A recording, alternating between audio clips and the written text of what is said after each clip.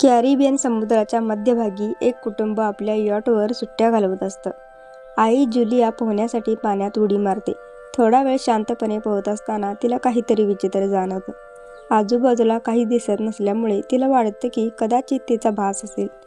पण काही सेकंदांनी तिलाच पुन्हा तेच विचित्र जाणवतं. यावेळीही काही दिसत नाही. मात्र आता ती घाबरते आणि यॉटकडे पोहायला लागते. तेवढ्यात अचानक कोणीतरी तिचा पाय ओढायला लागतं आणि ती जोरजोरात मदतीसाठी ओरडू लागते. तिची मुलगी कॅसी हेडफोन लावून म्युझिक ऐकत असल्यामुळे तिला काहीच ऐकू येत नाही. पती टॉम आणि मुलगा बेन मासेमारीत व्यस्त असतात. जुलिया पाण्यावर तरंगायचा प्रयत्न करते, पण तोंडात पाणी गेल्यामुळे तिला ओरडणंही कठीण होतं. थोड्या वेळाने टॉमला जाणवतं की खूप वेळ झाला तरी जुलिया दिसत नाही. तो यॉटवर तिला शोधतो आणि मग तिला धोक्यात पाहतो. तो लगेच मुलांना बोलवतो. यॉट त्या दिशेने वळवतं आणि पाण्यात उडी मारतो. पटकन जुलियापर्यंत पोहोचून तिला सावरतो आणि दोघं मिळून यॉटकडे पोहतात. मुले दोघांनाही वर ओढतात. कुटुंब जुलियाची काळजी घेतं, पण जुलिया स्वतःला समजावते की कदाचित लाटांमुळे असं झालं असेल. रात्री सगळे मिळून बेनचा वाढदिवस साजरा करतात. कॅसीला तिच्या बॉयफ्रेंडचा कॉल येतो, त्यामुळे ती लॅपटॉप घेऊन बाहेर जाते. व्हिडिओ कॉलमध्ये तिचा बॉयफ्रेंड शहरावर मोठे काळे ढग जमलेले दाखवतो. कॉल अचानक ग्लिच होऊन फ्रीज होतो. कॅसी ही गोष्ट सांगायला कुटुंबाकडे येते, पण टॉम म्हणतो की जमिनीपासून दूर असल्यामुळे सिग्नल कमजोर असावा. तेवढ्यात सगळ्यांना एक आवाज ऐकू येतो. सगळे बाहेर येतात आणि पाहतात की व्हेल माशांचा एक मोठा समूह तिथून जात आहे. टॉम सांगतो की व्हेल मासे नेहमी पृथ्वीच्या मॅग्नेटिक फील्डचा मागोवा घेतात, पण वादळ आलं की ते गोंधळून जातात. अचानक यॉट जोरात हलते आणि बेन खाली पडतो. टॉमला काळजी वाटते की यॉटला काही नुकसान झालं असेल, म्हणून तो पाण्यात डुबकी मारून खाली तपासायला जातो. काही वेळाने तो परत वर येतो, पण त्यांच्या खांद्यावर मोठी जखम झालेली असते. जुलिया ताबडतोब ती जखम शोधते.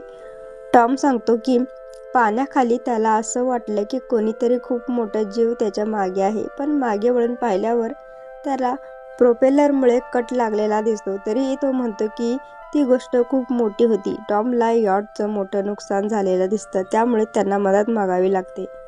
जुलिया सतत रेडिओवर प्रयत्न करते. कॅसी फोनवर सिग्नल शोधते, पण काहीच काम करत नाही. तेवढ्यात कॅसीला एक विचित्र जीव दिसतो आणि ती किंचाळते, पण तो तर बेन असतो, जो मास्क घालून मजा करत असतो. काही वेळाने यॉट पूर्णपणे बंद पडते आणि समुद्राच्या मध्यभागी अडकते. जुलियाला रेडिओवर एक आवाज ऐकू येतो, पण आवाज इतका खराब असतो की काहीच समजत नाही. टॉम कुटुंबाला सांगतो की त्यांच्याजवळ फक्त 4 दिवसांचं अन्न आणि पाणी उरलं आहे आणि आता त्यांना एखादा मच्छीमार बोटीची वाट पाहावी लागेल.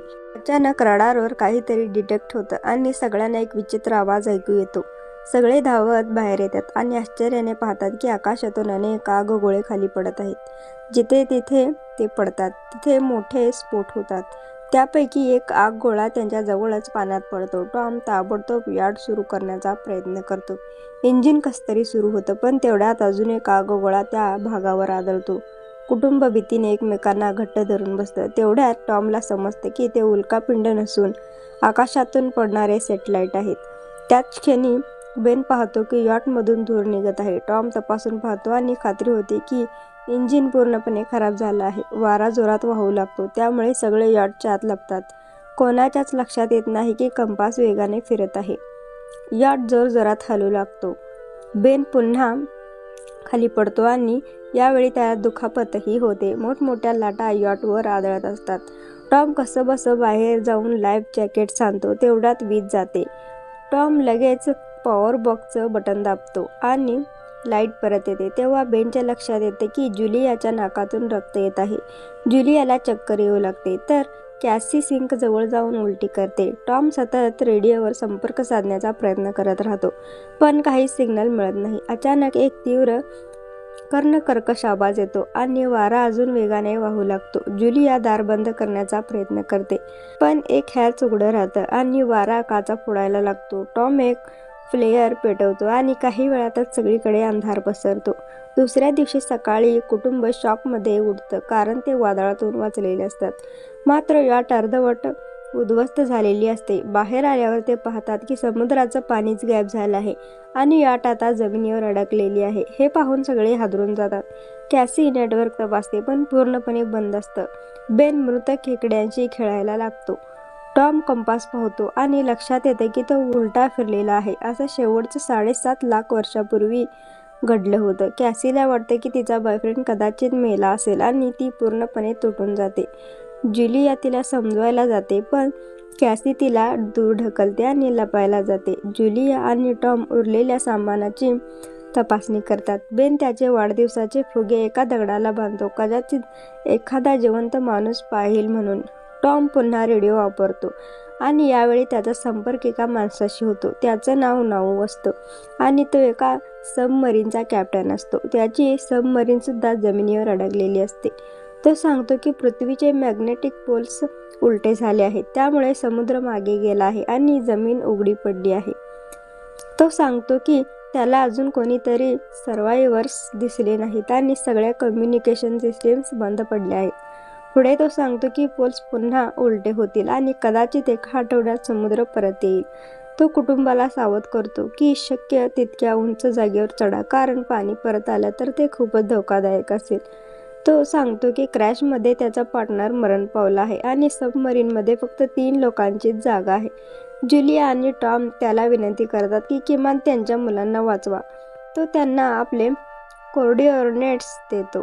टॉम अंदाज लावतो की सबमरीनपर्यंत पोहोचवायला 2 ते 3 दिवस लागतील. तो सगळ्यांना सांगतो की आज रात्री नीट विश्रांती घ्या, कारण उद्या सकाळी त्यांना निघायचं आहे. पुढच्या सकाळी कुटुंब आपलं सामान पॅक करत असतं. तेवढ्यात टॉमला जवळ काहीतरी हलताना दिसतं. तो पाहतो तर एक लंगडा माणूस असतो. त्याच्या हातात हार्पून असतो आणि त्याच्यासोबत एक कुत्रा असतो जो सतत भुंकत असतो. टॉम त्याच्याजवळ जातो आणि त्याला पाण्याची बाटली देतो, पण तो माणूस अशी काही भाषा बोलतो जी टॉमला समजत नाही. पाणी प्यायल्यानंतर तो अजनबी अचानक टॉमच्या डोक्यावर तीच बाटली मारतो आणि जोरात त्याच्या चेहऱ्यावर लाथ मारतो. जुलिया भीतीने पळू लागते पण तोपर्यंत उशीर झालेला असतो. तो माणूस टॉमच्या पोटात हार्पून घुसवतो. टॉम काही क्षण वेदनेने तडफडतो आणि मग तो माणूस त्याची मानही कापतो. यानंतर तो माणूस जुलियाच्या मागे धावतो आणि त्याच्यावर हार्पून फेकतो.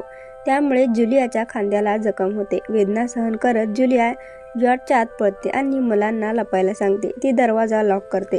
कॅसी आणि बेन सोफ्याच्या आत लपतात. जुलिया त्यांना फ्लेअर गन देते आणि स्वतः एक चाकू घेऊन बाथरूममध्ये लपते.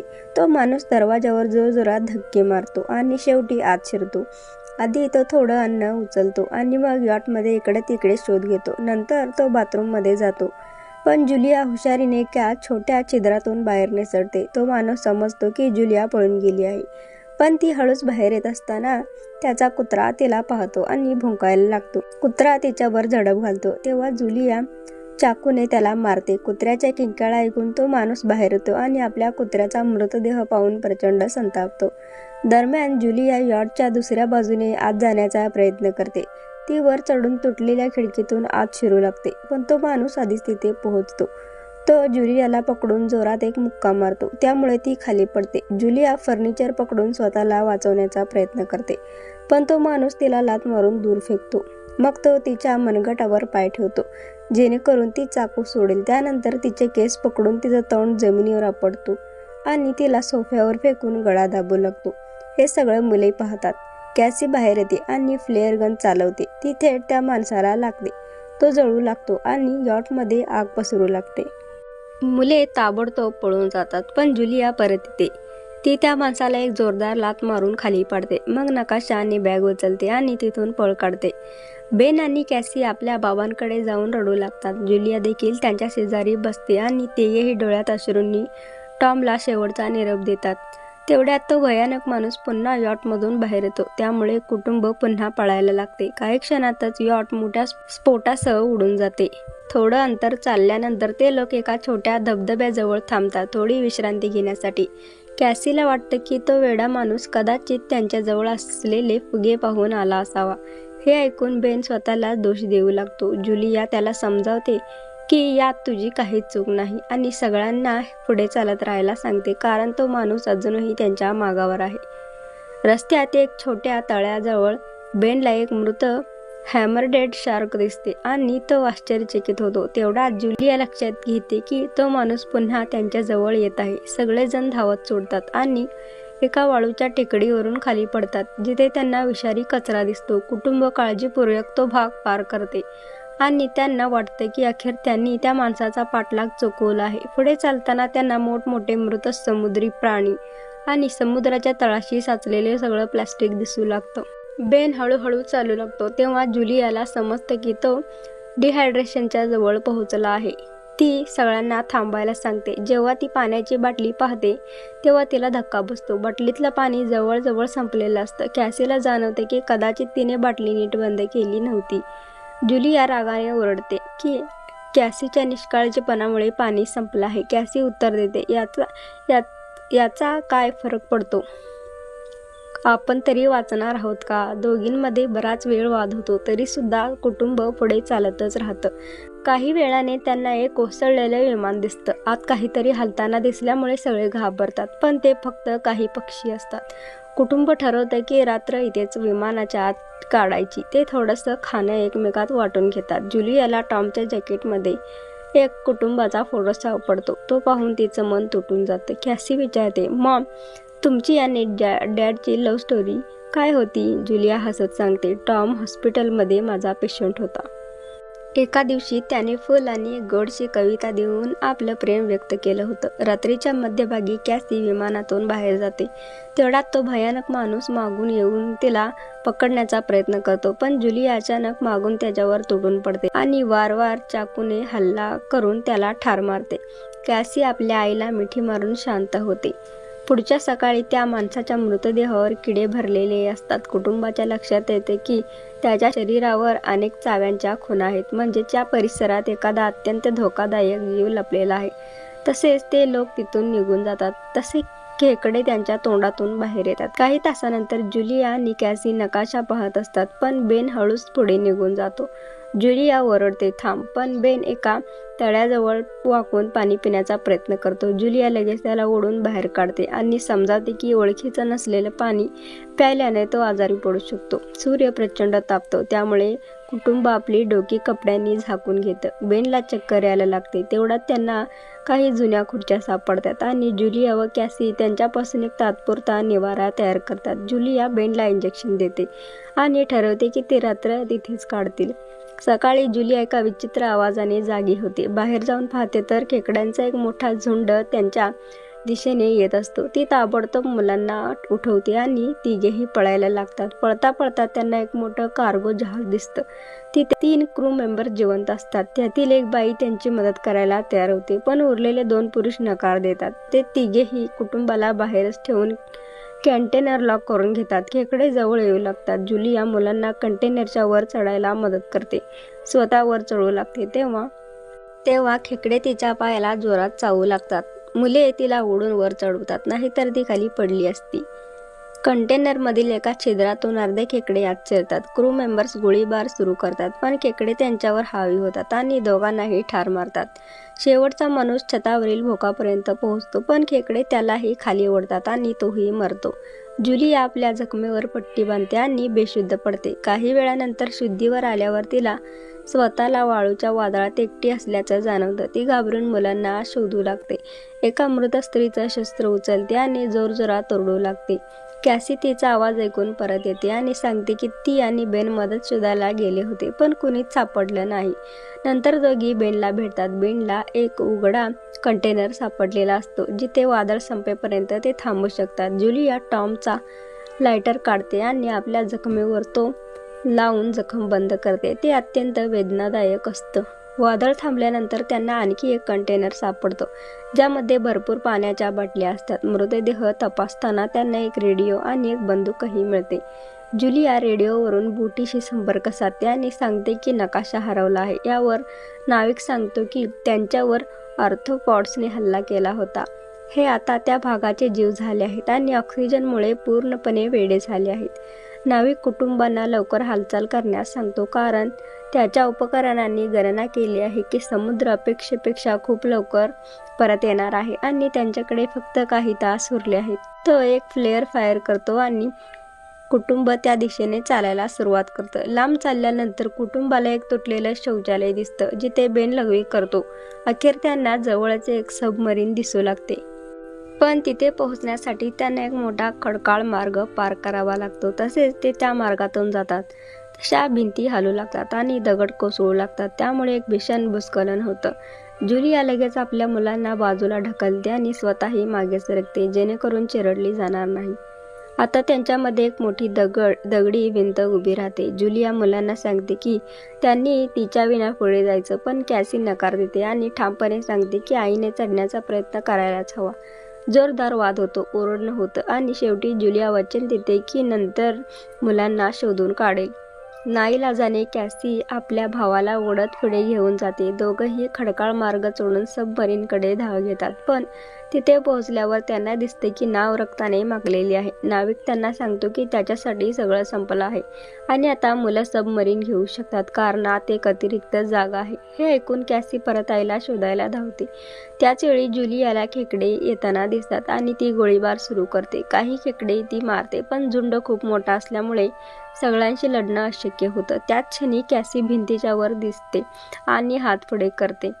जुलिया आपल्या जखमी पायाकडे दुर्लक्ष करून वेगाने चढायला सुरुवात करते. कॅसीच्या मदतीने ती दुसऱ्या बाजूला पोहोचते आणि दोघेही सबमरीनकडे धाव घेतात. बेन आधीच वर उभा असतो आणि गोळीबार सुरू ठेवतो जेणेकरून खेकडे गुंतून राहतील आणि कुटुंब सुरक्षितपणे आत सोडू शकेल. खेकडे सबमरीनच्या शरीरापर्यंत पोहोचतात. ते तिला खायला लागतात. जुलिया बंदूक उचलून गोळीबार चालू ठेवते. तोपर्यंत मुले आत जातात. सगळे सुरक्षित झाल्यावर जुलियाला कळतं की गोळ्या संपल्या आहेत. ती बंदूक खेकड्यांवर फेकते आणि स्वतःही मुलांसोबत आत शिरते. कुटुंब हॅच घट्टपणे बंद करतं आणि खिडकीतून सबमरीन भोवती फिरणाऱ्या खेकड्यांना पाहत त्याच वेळी समुद्र परत येतो.